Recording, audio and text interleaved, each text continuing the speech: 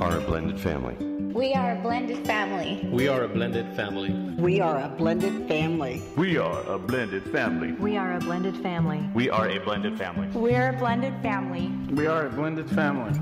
We are a blended family. We are a blended family. And we are a blended family. Hi, we're Doctors Larry and Carol Snap.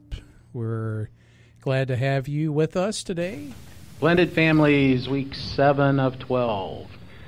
This is the first of 3 step parenting chapters. So this is step parenting skills. It's also the blessings. Like next week, I like to call that the dark side of step parenting, because we get into more of the challenges. And this week, it's more about the blessings of being a step parent. So I always like to start off with some examples of biblical step parents. Many times, especially on Facebook, we see stuff about like blended families aren't biblical, or it's a big negative to be a step parent and stuff like that. It's just, it is not what God intended. But you look through the Old Testament, there was polygamy going on, hundreds of wives for some people. I mean, that's all there was blended families. Halves and steps and all kind of stuff. But it was not exactly what God intended in the beginning. But His grace and His forgiveness of sins covers us in that. And we look at one of the biggest and most famous step parents, and that's Joseph. He was Jesus' stepdad. He didn't have anything biological to do with that, but he was there to help raise him. And we have Mordecai. We look in the book of Esther. Mordecai was actually her uncle, but her parents were killed somehow, and so he kind of stepped in as a stepdad, even though he was actually an uncle. He helped raise her the rest of the way. And another really famous one is Pharaoh's daughter. Back in those days, the Pharaoh had put out an edict that like all the firstborn male babies of the Hebrews would be killed. Under the age of 2. Yeah. So Moses' mother put him in a basket and sent him down the river. And Pharaoh's daughter just happened to be out there with some of her maids, and one of them found this basket with a baby in it along the side of the river. And she took him and raised him in the palace as one of her own children. So Jesus had a stepdad, Esther. Her uncle finished raising her when her parents died. Pharaoh's daughter had love, I guess you could say, for this baby that she didn't know where it came from. Turned out to be Moses. Can anybody think of another one anywhere? I mean, these are 3 of the biggest, famous ones, the easy ones. If somebody has another one that they can think of, let me know. But you look at not only even King David and Solomon, they all had multiple children from multiple wives, right? So there was a lot of that, especially in the Old Testament. So for someone to say that blended families, step families, however you want to say it, are not biblical, you just have to look at Jesus, right? But like I said, it wasn't what God really intended. He wanted one man, one woman, and then those kids to grow up and have their own wives, one wife, right, and all that, and just keep going that way. But well, another we thing live in a fallen world. Another thing that happened back then too, Larry, is when these men would go off to fight, and the brothers that had families died. It was in writing that the next brother in line would just come in and finish raising the family. Right. Yeah, that was a tradition back then. Yes. That, you know, if a husband was killed, if he had any brothers, the brother would step up and marry the the woman, or at least help raise the family and all that stuff. So there's a lot of examples of people stepping up to finish raising someone else's child. And if you look at a blended family, step family, that's really what's going on here. And because we're talking about the blessings, part of the blessing here is when you're giving yourself for someone else, you get blessed. Right. So part of the whole step parenting skills is having the right attitude about being a parent. Right? So, this is all about yours, mine, and ours. And we've talked before about the pyramid, which is off camera there. But when we look at the children being gifts from God, and we're the steward of God's children, that kind of changes how we look at things.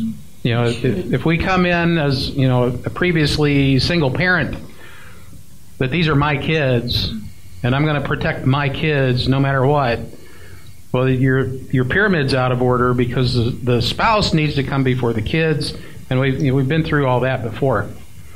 Just for purposes of the class, usually I will distinguish between a mother, father as the biological people, and mom and dad are the ones that actually do the parenting. They can be the same people, but just me, I guess. It was always mom and dad to me. I never said mother, father, but just to kind of distinguish between those two. If we're talking about a mother, we're more than likely talking about the biological person, not necessarily the mom that's raising the kids. Okay, so children are a gift from God, so is your spouse. Right? We got to get that attitude right? It's all about the attitude. How do you see it? We have our Jesus glasses back there. You got to have your Jesus glasses on. Children are a gift from God, so is your spouse. God will want his kids back, but you can keep your spouse. But Larry, that is not in the Bible. That's your version. You want me to find it? Yeah. I always look in Job. It's not there. Because when God allowed Satan to mess with him, he had 10 kids, he had all this property, all these animals, all this livestock. Satan is allowed to come in. He kills all 10 of his kids. He never touched the wife. Mm-hmm. He didn't have to, because she was already... She was probably too mean. Yeah. She was. At that time, she was. But she turned out to be kind of mean. But he restored everything that he had lost. Yeah. And double, really. So now he never got 20 more kids, but he got 10 more kids because the first 10 are in heaven, right? They still exist. Right. But he kept the same wife. Satan was not allowed to take the wife. At that time, they didn't recognize divorce. Well, no. It wasn't part of God's plan. Right. That's part of Satan's plan. But God is going to want his kids back. He wants them to choose him on their own because they want to. Not because they have to, but because they want to. But as we have talked about in the pyramid, at some point you go from steward of God's kids to an adult relationship. All right, so that relationship changes. You have, I think I got that over on that side. But as you're training up your children in the way they should go, and it says, and when they're old, they shall not depart from it. Right. So I guess when they're young, they will. Just kind of an assumption there. It doesn't say that they will. It just says when they're old, they won't. So there's something going on when they're younger. Your job is to train them up in the way they should go and then give them back to God so that they can become godly offspring. And answer for themselves.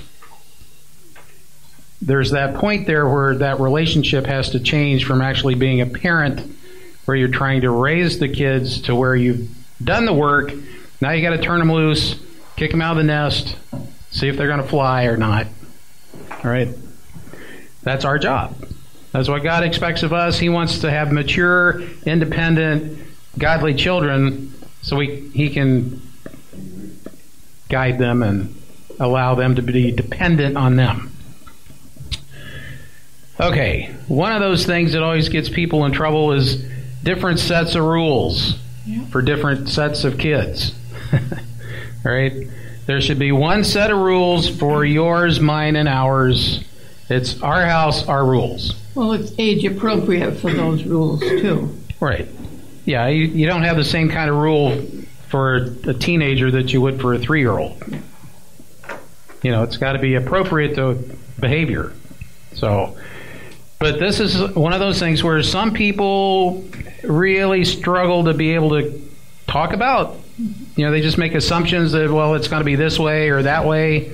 You know, the normals that we've talked about. My normal is my kids will do this. And if you're from a different kind of a normal and you think kids should be treated a different way, now you guys as parents are going to be knocking heads. So this is something you need to sit down, talk about, reach agreement on, and then even better is to write them down and get the kids to sign off on them, Right. whatever those rules are. And make a copy so they can't say, well, I didn't know that was a rule. Yeah, put it on the fridge. Yeah. Right?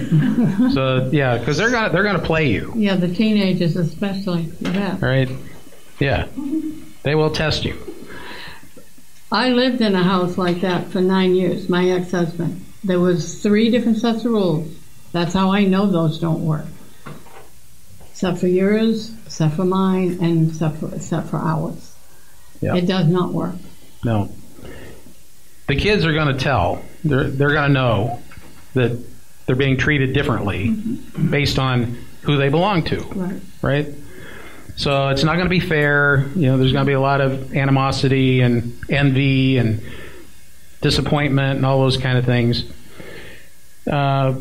What we've seen over the years is under 12, and I put tend to in quotes just because the tendency is there. It's not a law, right?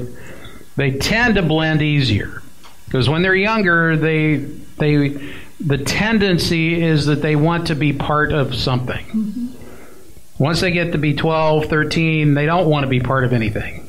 They want to be independent. Mm-hmm. So now the challenge is, how do you bring them into something they don't want to be a part of, right? So that's where it tends to get messy.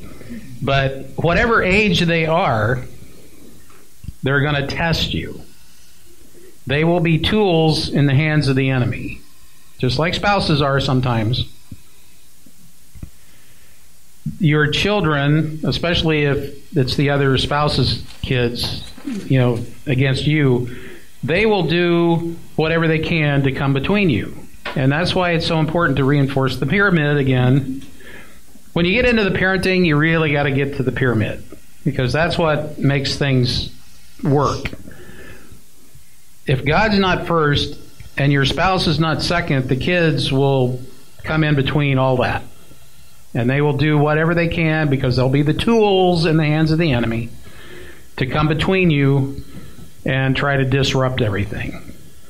One of the conferences we had here, one of the doctors that was speaking was telling about how he could tell just by looking out a little window in his office, his waiting room, where some of the problems were, just by the way the people were sitting. Right. And this one in particular, there were, you know, the mom and the dad and 2 or 3 kids, and this one daughter that was like 13, 14 years old was sitting between mom and dad. Yeah.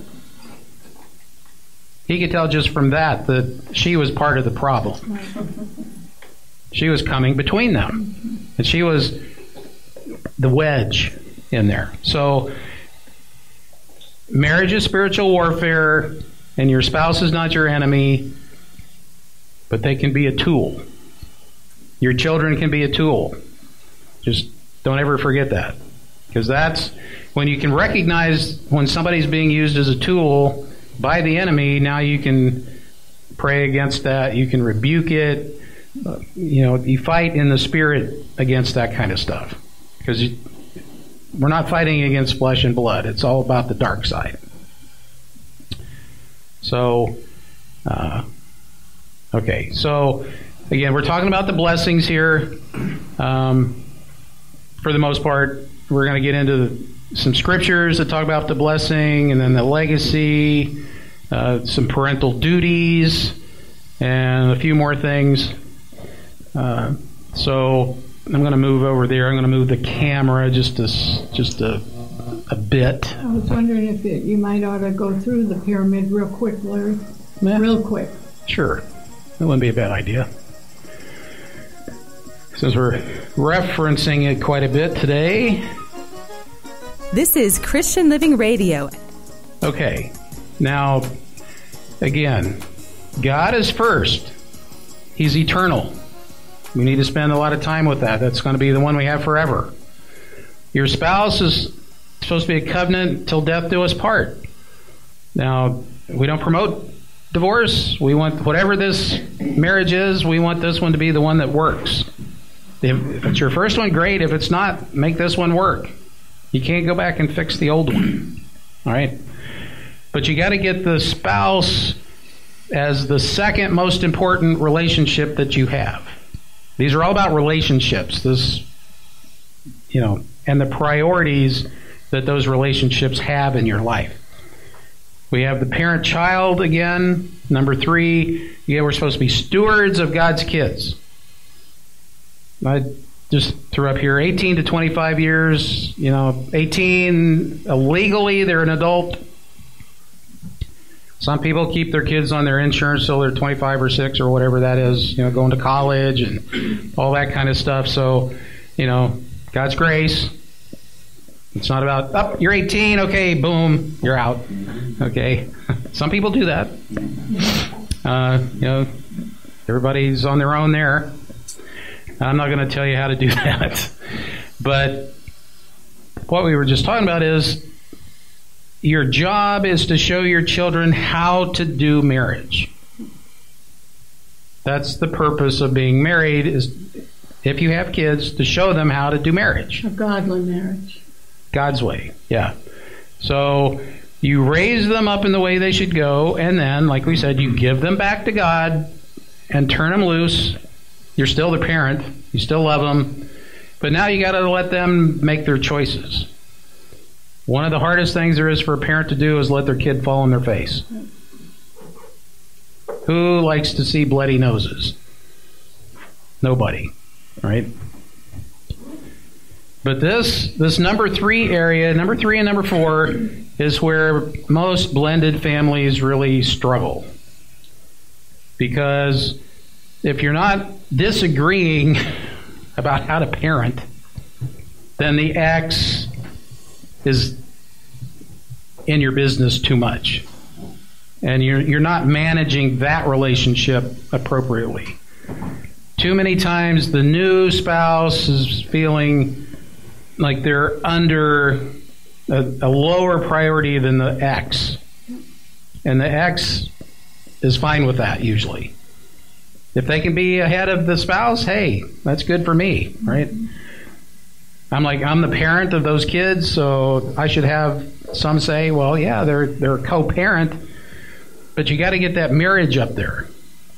And we always talk about doing the speakerphone, make sure everything's in writing, otherwise, so that there's no room for monkey business. But when you're on the speakerphone, it's both parties, the husband and the spouse, the husband and the wife, because now they can say, how can we help you? Right, not I anymore. Yeah, it's not just me, it's not I, it's us. So, God first, marriage second. That parent-child relationship is after the husband-wife relationship. Extended family, which includes exes, siblings, co-workers, all that kind of stuff. That's number 4. Then your job. But number 4, though, what the things are: seasonal and healthy boundaries. Some of these kind of relationships, like coworkers and etc., those are for a season. Right. Jobs are for a season. But you have to have that healthy boundaries. Yeah, especially with exes. There needs to be healthy boundaries. But everybody's got to be in agreement. Your new spouse, you. It's got to be something you all are on board with, because it is not going to work if that's not the case. Right. And for those that might be single, one of those issues in this number 4 area is after there's been a divorce, the ones that are still married, the couples, part of your friend circle, the married friends, now you're single, sometimes they will see you as a threat. Right. Because you're single. Yeah. You know. Happens a lot. Happens a lot. Then you got your job, and ministry is number 6 here. Your spouse should be your first ministry. Minister to each other. That reinforces the pyramid again. God's first, then your spouse. Right? If you got all this other stuff in order, he says in Timothy, your house has to be in order, then you can minister to other people. But it may work for a little bit, but eventually your ministry is not going to do very well. There won't be any anointing on it or any of that kind of stuff if you're taking care of everybody else before your own family. And this is a goal. This doesn't happen. The pyramid does not happen overnight. Oh, no. It is a goal. It's a goal for married couples. It's what we're shooting for. Yeah. Singles. This is the way it should be, because that's the title of it, God's Priority Pyramid for Relationships. It works when you work it that way. Yep.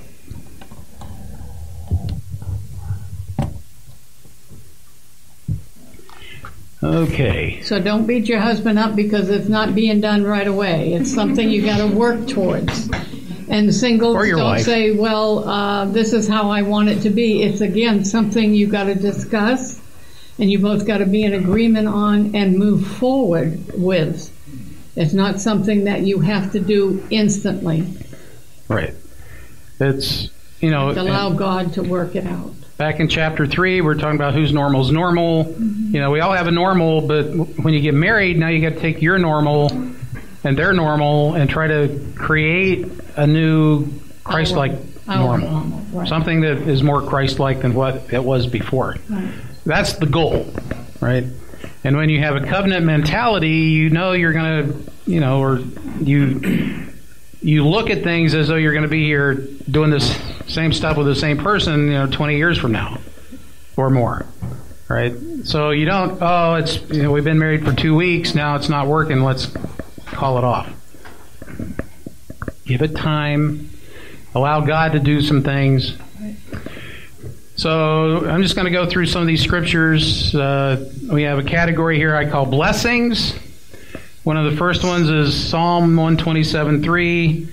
It just says, "Lo, children are a heritage of the Lord, and the fruit of the womb is His reward." So children are a blessing. God is all about blessing us, and in His kingdom, children are a good thing. The way it's over the generations, sometimes children seem to be more of a pain in the butt. So it's a headache, it's a challenge. You got to deal with these little creatures, right? And they're all getting in your way. Or the new spouse will come in and say, "Well, I can handle the 10-year-old and the 14-year-old, but the 18-year-old, no, I don't want any part of." Yeah. Hey, you agreed for the whole package. Yeah, you don't pick and choose. That's something we see quite a bit too. It's like there could be 2 or 3 different kids, or even a lot of times it's like when it's just me and the wife, we're great. When the kids are around, we're terrible. Yeah. Because now they can't agree on the parenting. Right? But which is why sometimes they should discuss it ahead of time. Especially if there's like 3 or 4 kids, there's usually one that is just a pain. Right. Doesn't want you to get together, doesn't like the other spouse, and does whatever they can to make it hell. Right? It's their job to try to do that. And they look at it as their job. Right? So, that's part of the reason that, a second or third or fourth marriage the more you do it, the worse it tends to be in most cases. It fails quicker and more often each try. It doesn't get better. The odds are against you. So that's why we do this class. If you know better, you can make it work. But most people do the second and third one the same as they did the first one, which wasn't right. So they're still going to do it wrong. Okay, Proverbs 23:24. The father of the righteous shall greatly rejoice, and he that begets a wise child shall have joy of him. So if you train up your child in the Lord, the blessing later is that he will be a righteous child. And he'll do the good things. He'll do good things, which will please you, right? Next week we'll be looking at the dark side. It's just the opposite is true. If you don't do a very good job raising your kid, there'll be a pain later.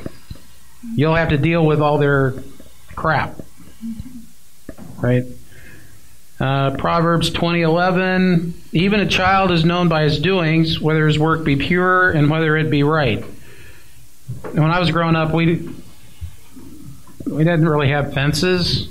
So you could walk around in other people's yards and stuff. And if they had kids, you just walked over and did stuff. You went and played. But everybody knew whose kids were who. And if somebody was a troublemaker, they knew who it was. Right? That's what that's talking about. Even a child is known by his doing. So if there's one in the neighborhood that's usually the troublemaker, then everybody knows who it is. And that goes back against the parents. Proverbs 17:6. Children's children are the crown of old men, and the glory of children are their fathers. So grandkids are like the jewels in the crown of old men, right? And the glory of the children are their fathers. So for the kids, it's when their father has a good name that it's a blessing for them. So, God is all about generations. He wants every generation to be a godly generation. So grandchildren are a blessing for the old men, and the children are blessed when they have a good father. Okay. Now, getting into the parental duties, that's the teaching, correction, discipline, punishment, and those kind of things. We'll be talking more about that next week. But 22:6, Proverbs, train up a child in the way he should go, and when he is old, he will not depart from it. And like I was just saying, there's a gap in there when there's a good possibility they will be tested. So, but when they get old, they will come back to God and finish things out strong. 22:15, foolishness is bound in the heart of a child, but the rod of correction shall drive it far from him. We don't have to teach kids how to be bad. That's born into them. That's just part of their nature. We're born with a sinful nature. So nobody has to teach us how to lie. Nobody has to teach us how to do stuff wrong. That's just in us. It's correcting us to get that out of us, to do the right thing. That's the hard part. It says here, the rod of correction shall drive it far from him. It's really tricky to do that these days because the kid will turn around and call CPS on you. Yeah. In my day, we had the Board of Education. And it was about that long, and it had holes in it for less wind resistance. Right? 23:13, again, it says, withhold not correction from the child, for if thou, this is tough, if you beat him with the rod, he shall not die. I mean, that's tough. But that's how God wanted us to parent. He kind of does that with us. He doesn't physically beat us, but he lets us go through some pretty strong struggles sometimes just to get us to turn around. God loves us enough to correct us. Amen. Joining the Blended Families Ministry program today. This ministry was created to help blended families learn how to use biblical tools that will help you thrive. We are Doctors Larry and Carol Snap, and we invite you to listen to our weekly shows here on ChristianLivingRadio.com and to visit our website, blendedfamiliesministry.org, to learn more about the ministry and all that we do. Thank you, and God bless. Christian living. And so, in a way, and we see it, there's a lot of kids running around, nobody's doing anything, nobody cares. And that's the point, nobody cares. If you love your kid, you'll want him to do the right thing, right? Especially as Christians. And we know people that have, and this is before we even got saved ourselves, that they just let the kids do whatever. And, for example, an ex-neighbor we had, and he used to say, well, my son did this, my son did that. Well, we obviously could see that. We live across the street, and we'd see them out there all day and hardly ever going in the house. They just let the kids stay outside, even in 120-degree weather, we're outside. And this is from when they were like 3 years old on up. But when the boy got older, we were still friendly with the husband and the wife, and they would tell us how the son stole like $200 out of my wallet. And we said, well, what did you do? Did you confront him? No, I didn't want to make him mad. Yeah. We said, you have to be the parent first, then be the friend. Yeah, and ended up that the parent ended up going to jail for something the son talked him into doing. The son got out scot-free, and the dad went to jail for 3.5 years. Yeah. See, that's... you have to know the importance of that. Yeah. And that's the mistake a lot of people make, is they want to be their kid's friend. Right.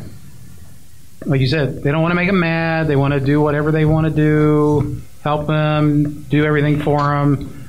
They don't parent. They're just a friend. And there's no teaching that goes along with that. Part of your parental duties is teaching. That's the first step. We have a staircase next week that talks all about that. Okay. Proverbs 4:1, hear ye children the instruction of a father, and attend to know understanding. So the wise child listens to his father to learn. Mm-hmm. It's the rebels that discount whatever the father's saying. Most of it, there's so many kids nowadays that don't have a good father, or any father. It takes too much time to actually be a good parent, Larry. It's a lot of work. And a lot of people don't have time. They would go right to the punishment, but don't talk to the child and use it as a teachable moment. I don't care what age they are. Yeah. They just do not take the time to really be a good parent. Yeah, I think, when I was growing up, my mom was a teacher. She spent a lot of time working with me. But nowadays, the parents, like you said, they just don't want to take the time to do the work. Right. They just expect that the school will teach them what they need to know. Mm-hmm. And what we're seeing now is that schools are teaching the kids what to think and not how to think. So it's not good. Let's see. Proverbs 5:7. Hear me now, therefore, O ye children, and depart not from the words of my mouth. Again, we're supposed to be teaching the children all about God and God's laws and commandments and principles, and this is how to be a godly person. That's what we're supposed to be training these kids to do. Well, we're not only supposed to be talking the talk, though, Larry, we're also supposed to be walking the walk. Right. You don't have two different faces, a church face and then a regular home face, and you just can't do that. Yeah. Kids are smart enough. They know what's going on. Yeah, pretty smart these days. They are. They just don't know the right stuff. Proverbs 7:24 is pretty much the same as 5:7. Just listen and become wise. 8:32. Hearken unto me, O ye children, for blessed are they that keep my ways. So these three, 5:7, 7:24, and 8:32, are all very similar in that there's a blessing there when we listen and pay attention to God's word and then do those things. It's when we go against God, we're going to get in trouble. You know. Well, it's also when you take the time to be a parent and ask the child, how was your day today? What was the highlight of your day? You know, what's going on with you? What the big things are coming up? If you don't know your kid, you know, that just makes them think the only way they can get your attention is by doing something bad, because at least you'll spend time with them, even if it's spanking them or mouthing off to them, well, this is why it's happening. This is why you're losing your phone. People just don't take the time to really parent. Yeah. Well, we're in that second or third generation now where those children that are parents now nobody spent time with them either. It's getting worse. Yes, it is. Right? Larry, Yeah.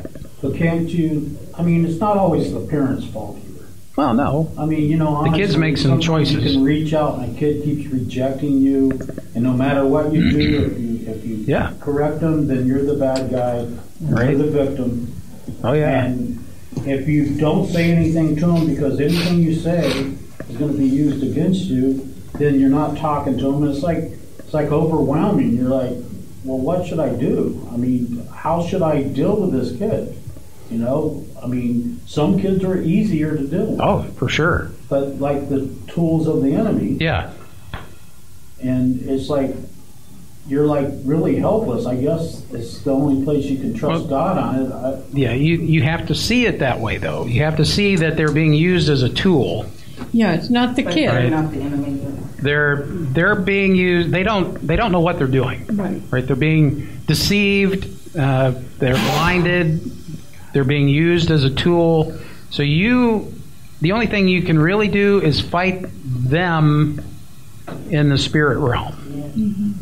Right? We don't fight against flesh and blood. We're fighting the dark side. Right? So when we see somebody that, I mean, you know, in our discernment through the Spirit, we can tell that somebody's being used as a tool. We come against the demon that's using the tool, not the tool. Right?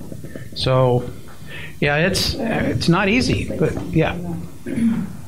As you were saying, kids today, and it just gets worse generation to generation. I think the reason there's that struggle, young children need to feel valued.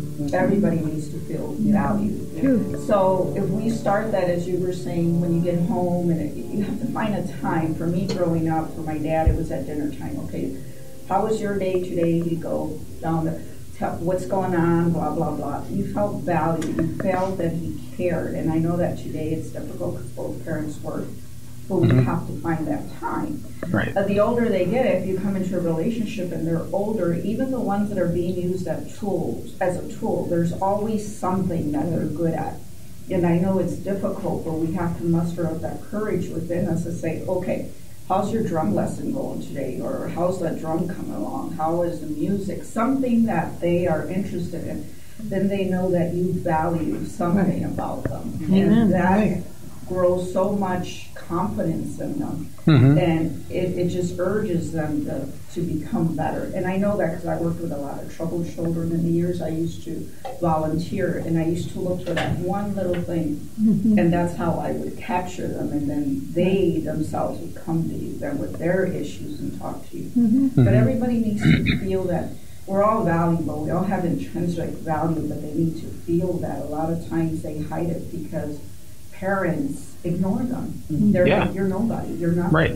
So now all of a sudden you ask them something, and now they become valuable people. Yeah, that's a very good point. And, you know, the way the culture is today, there's such a low value put on human life that, especially like in high school, who's telling these kids that they're valuable? Mostly they've been told that they're not. Again, it goes back to the parents not really having a relationship with God. That it's just, whatever, go to school, learn whatever you got to learn, and then don't bother me, right?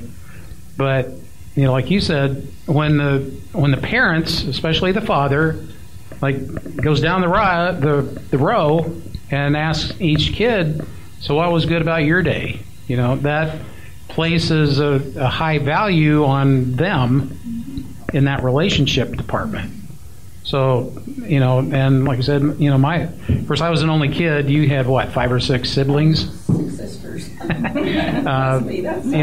It was a lot easier for my mom and dad to spend time with me because I'm the only one that was there for almost 14 years. Then there was a sister. How'd that happen? But when I came into Carol's family, because there were 3 kids, I'm the new guy.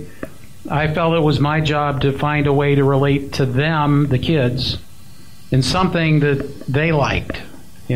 What were they interested in that I had some ability to be interested in? For the older daughter, there wasn't a whole lot. But the son, he liked sports, he liked music. I had been attempting to learn how to play a guitar, so we had that in common. We could hang out at the music store, throw a ball, or shoot some hoops, or do something like that. So I had that to be able to relate to him. And then the 4-year-old, that was pretty easy. Just had to be there.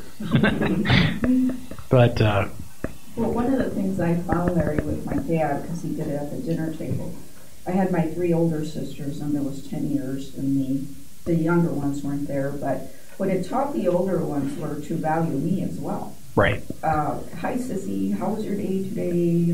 So they become friendly because my dad taught them that, brought that out of them, and then it helped me with the younger ones. So even though there's a age gap, you still learn. It becomes part of you the more we do it, and it helps the other siblings because some of them can be pretty tough.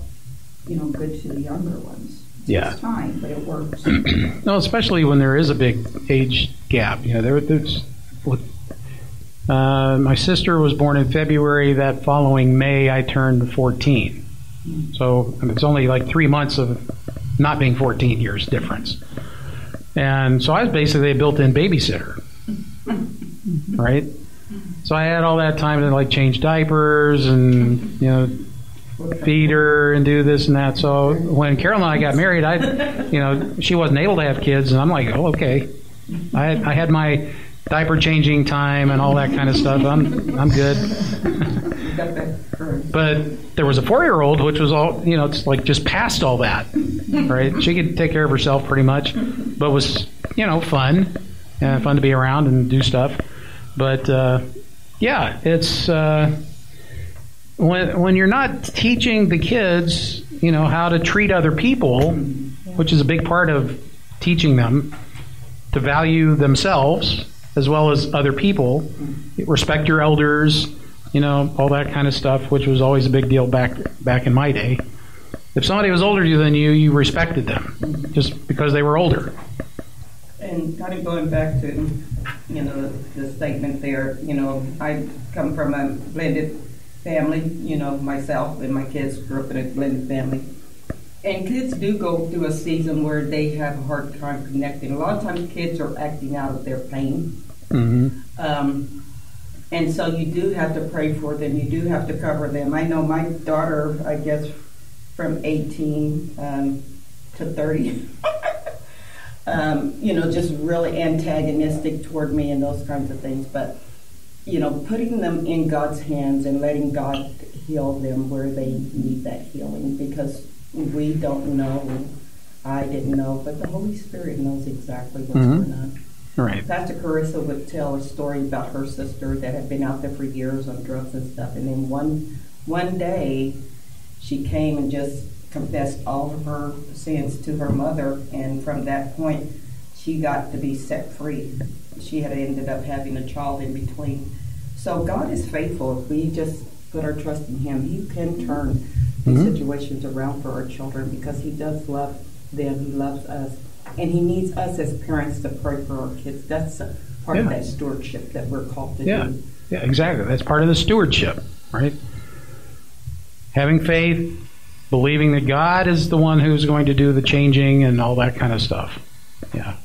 And as you were describing what was going on there, when someone confesses, the Scripture says, when you confess one to another, you shall be healed. Amen. It's part of that spiritual warfare thing is when you try to keep something inside you, you don't want anybody to know, that's where the enemy works. Right? You keep trying to hide it. But once it's exposed, it's like the sunlight that cleans. You know, you hang your laundry out. You know, there's just something about the way sheets smell when they've been hanging out on the line for a day. You know, that sunlight kills germs. Yes. And it kills diseases and stuff. So, well, another thing we suggest when there is a new blended family is to do things once a week as a family, no matter what the age is. And I know the older ones are going to say, "Oh God, are you kidding me? A family dinner or a family night? Oh yeah, right." But you know what? After a while, they really like it. They get to look forward to it. And if you say, like, because that's what we teach. And when we've been counseling, that's what we teach. And we've had many people say, well, the older ones really didn't like it. But then one week we got real busy and we forgot to say what we were going to do for family night. And they asked us. You know, the two older ones came to us, well, aren't we going to have family night? So, it's you and your spouse have to be in agreement on that, whatever you decide to do. But if it's maybe a movie night once a week, you rent a red box movie, or you play games one night, and you decide what game you're going to play as a family. Or you decide to have a meal together one night and decide as a family what type of a meal, either just pizza or Italian or Mexican or just a plain potluck, whatever. And even the young ones, as young as they are, if they can walk, they can put the napkins on the corner of the table or whatever, have everybody take part in it. So everybody has a part of it to do something as a family. And those kids love direction. They love knowing they belong and they're part of something. And we also suggest for the younger ones, especially under 12, get a calendar. And the dollar store has beautiful calendars for $1 and little stickers. And have them be in charge of a few things. Okay, it's your job at night before you go to bed to pick up your toys on the floor. Put them in this basket or whatever. And you'll get a star tomorrow, or you'll get a star once a week. Let them belong. Let them know there's some things that they need to do and are expected to do as part of the family. It just works better that way. Yeah, and that's one good thing about chores is it gives them a sense of being part of something. Right. You know, that I'm needed to do this job. You know. And those kind of things. So it's a good thing. And we have people all the time, well, I'm not going to ask my 10-year-old to dump the trash. Why should he have to do that? Well, why not? Because he's 10 years old. Why not? At 8 years old, Michelle, our youngest, used to change clothes 5 times a day. And I took her little body right out to the laundry room and I said, okay, Michelle, you can change 5 times a day. That's fine. But this is what you're going to do. And showed her how to, separate the colors. This is the laundry soap. This is the washer. This is the dryer. And when her room got piles and piles, I know I wanted to go in there and you said, no, Carol, no. Instead, Larry got me to shut the door so I didn't see those piles. And eventually she figured out, oh my gosh, I'm out of clothes. I gotta do laundry. Yep. Okay, so we've talked about the blessings that God bestowed on us by having kids, and it's a blessing to be a parent. We talked about some of the scriptures that deal with our duties as parents. And the other category here is the legacy, what the benefits are of being a good parent down the road. One of those things, Matthew 25:21, it says, His Lord said unto him, Well done, thou good and faithful servant. Thou hast been faithful over a few things. I'll make thee ruler over many things. Enter thou into the joy of thy Lord. So that's that's something I always kind of wanted to hear was, well done, good and faithful servant. That's a good thing. So that's a really big part of the legacy, is that you will be considered a good and faithful servant. Proverbs. The rest of these are all Proverbs. 27, a just man walks in his integrity, and his children are blessed after him. So we kind of mentioned something like that before, but as you have done a good job of being a parent, and then you become a grandparent, that godly influence that you had on your kid will rub off on their kids, and so your grandkids will be, maybe not pillars of society, but at least they won't be in jail, right? We hope. Something like that. A good man leaves an inheritance to his children's children, and the wealth of the sinner is laid up for the just. So, we're supposed to leave a little something behind for the grandkids. It doesn't say for the kids, it says for the grandkids. Now, I think partly because you see, it tends to be the grandkids that they don't know what it took to create the wealth that was created. So you got to make sure that they're godly as the generations go, because when they're not really godly, then the tendency is for the grandkids to just blow the money, because they have no idea how it came. It's just here, right? They don't get what happened, what the work was, the sacrifices that were made, and all that kind of stuff. But it is a good thing to leave something for the grandkids. Oh, and I love giving advice for the grandkids. That's when my girls would call and tell me what's going on with the grandkids. And I get to say this word, paybacks. That's terrible. And both my daughters said, I never did that. I never did that. Oh yeah, remember I love that time? Word. Right. That sounds familiar. 31:28, Proverbs 31, all about a godly wife. It says, her children arise up and call her blessed, her husband also, and he praises her. So the godly wife, the godly mom, is blessed because her children love her, and so does her husband.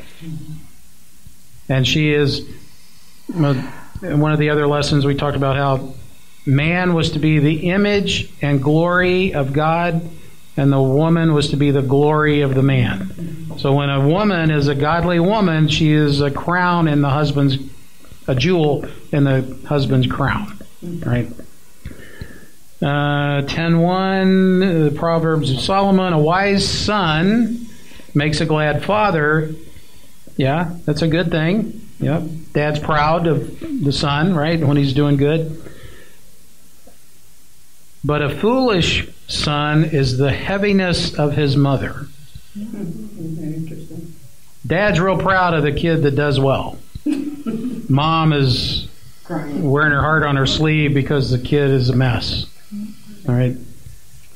Doesn't say what the dad's doing there. He's like, oh well. Yeah. You made your bed. Right? You made your bed, you sleep in it. Let's see, 10:7. The memory of the just is blessed, but the name of the wicked shall rot. There was a study done many years ago about one particular family, and 2 or 3 generations, well, maybe 3 or 4 generations of this one particular family, and many of them were like doctors and lawyers, and I think there was a senator or two in there, very prominent. people in the society, very giving public servants and all that. And the other family, they were mostly prostitutes and drunks and thieves, and so they're the good family had like 300 people in it. I mean, so all those extra people were a blessing, right? Well, the other one only had maybe 100 or so. And many of them ended up in jail, died early from gunfights and drugs and, all that kind of stuff. So the memory of the just is blessed, but the name of the wicked shall rot. And sooner or later, that wicked name will just sort of disappear. There won't be any more generations of that. But the good one, that one will keep going.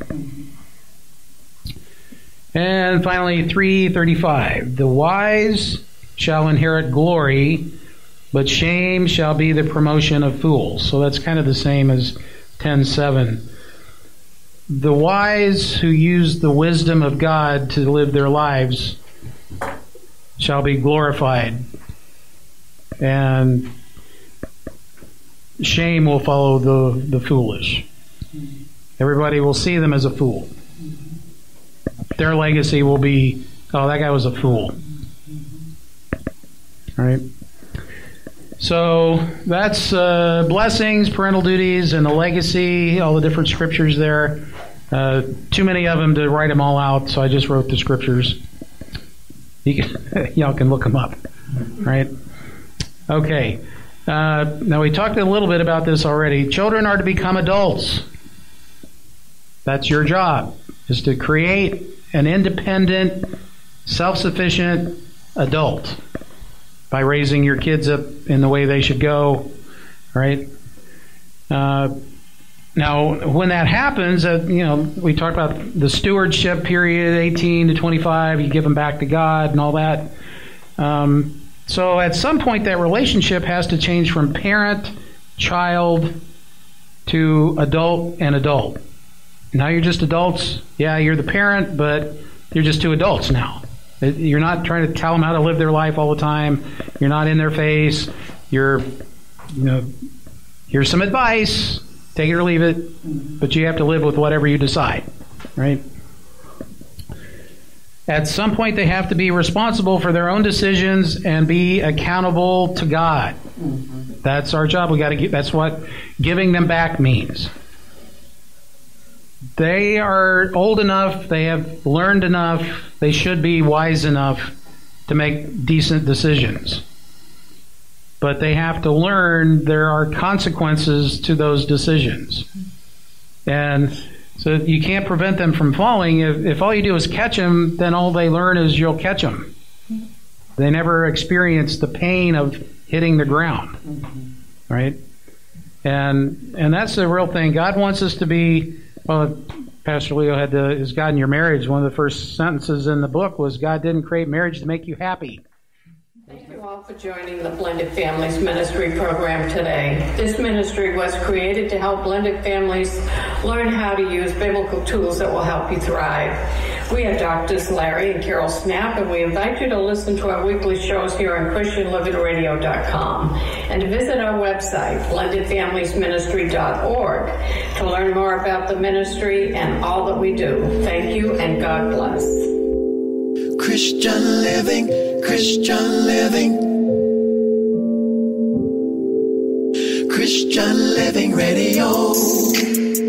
It's a lifestyle. Christian living, Christian living, Christian Living Radio. It's a lifestyle. Christian Living Radio, spreading the good news of Jesus Christ 24/7. Our goal is to bring you a life-changing word through music and diverse programming, like the one you're listening to now. Pastor Kenyatta Goins is the visionary of Christian Living Radio, and he's dedicated to the idea that Christians should even have a more prominent presence in the marketplaces. Maybe you need prayer for yourself and or your family, maybe for a friend. We'd be privileged to stand in the gap for you. If you're listening to this broadcast, click on the Contact Us tab and send us your prayer request. We'd also like to hear from you if you have something on your mind, or just give us some feedback. We support many ministries, so maybe you'd like to make a one-time or a monthly recurring donation. We believe that when you sow into these ministries, you'll indeed be blessed.